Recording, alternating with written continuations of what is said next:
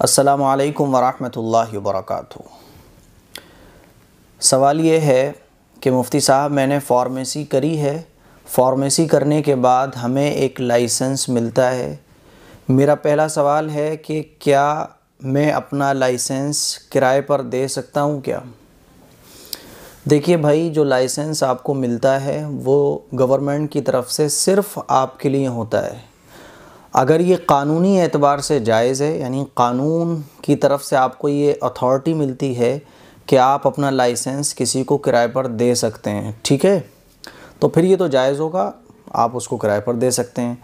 लेकिन अगर ये कानूनी एतबार से गलत है, यानी ये लाइसेंस सिर्फ़ आपको मिल रहा है, आप इसको किराए पर नहीं दे सकते, ये कानूनी एतबार से अगर ये है तो फिर आपके लिए उसको किराए पर देना जायज़ नहीं होगा।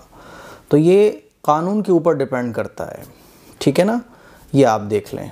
दूसरा सवाल है, अगर मैं कहीं जॉब करता हूँ किसी हॉस्पिटल में या किसी मेडिकल स्टोर पर और वो किट बेचते हैं, मतलब 3 मंथ के बच्चे को पेट में ही मार देते हैं, ऐसी कोई किट आती होगी, ऐसी कोई मेडिसिन, और वो मुझसे कहते हैं उठाकर देने के लिए कस्टमर को, तो क्या मुझे भी गुनाह मिलेगा?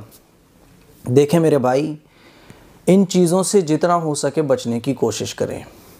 अगर आप इसको उठाकर देने से भी बच सकते हैं ना, तो बचने की कोशिश करें, क्योंकि जाहिर है 3 महीने के बच्चे को पेट में ही मार देना, इसको भी क्या कहा जाता है, मार देना, तो ये भी एक तरह की हत्या है, ये भी एक तरह का कत्ल है, ठीक है ना। तो इससे भी आप बचने की कोशिश करें, वो मेडिसिन उठाकर देने से भी आप बचने की कोशिश करें।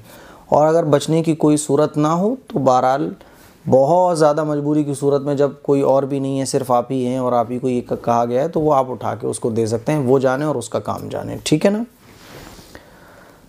अच्छा, एक सवाल ये है, इमाम के पीछे कौमे और जलसे की दुआ पढ़ना। मेरा सवाल ये है कि नमाज में इमाम के पीछे कौमे की दुआ और जलसे की दुआ पढ़ सकते हैं या नहीं?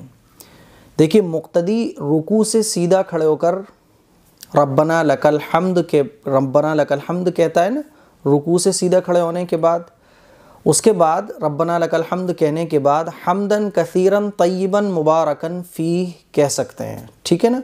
अगर इतना वक्त मिले, यानी इमाम साहब खड़े होने के बाद इतनी देर रुकते हैं कि आप रब्बना लकल हम्द के बाद हम्दन कसीरन तय्यबन मुबारकन फ़ीह कह सकते हैं, तो कह सकते हैं, नो प्रॉब्लम, जायज़ है, बशर्ते कि इमाम से पीछे रह जाना लाजिम ना आता हो। ऐसा नहीं हो कि इमाम तो साहब सजदे में जा रहे हैं, आप इसी को खड़े होकर पढ़ रहे हैं, तो इमाम से पीछे रह जाना लाजिम ना आता हो, ये कंडीशन है। इसी तरह से दोनों सजदों के दरमियान अल्लाहुम्मा ग़फ़िरली भी आप कह सकते हैं।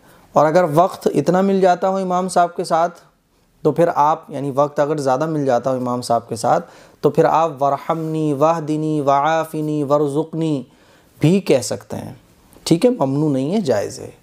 तो रुकू से खड़े होने के बाद अगर इमाम साहब के पीछे इतना वक्त आपको मिल रहा है जिसमें आप रब्बना लकल हम्द के बाद हम्दन कसीरन तय्यबन मुबारकन फ़ी कह सकते हैं, तो ये भी आप कह सकते हैं, ये पढ़ सकते हैं, ठीक है। और दोनों सजदों के दरमियान अल्लाहुम्मा ग़फ़िरली भी पढ़ सकते हैं, और अगर आप चाहें तो अल्लाहुम्मा ग़फ़िरली वरहमनी वहदिनी वआफ़िनी वरज़ुक़नी भी कह सकते हैं, ममनू नहीं है, जायज़ है। अस्सलामु अलैकुम वरहमतुल्लाहि वबरकातुहू।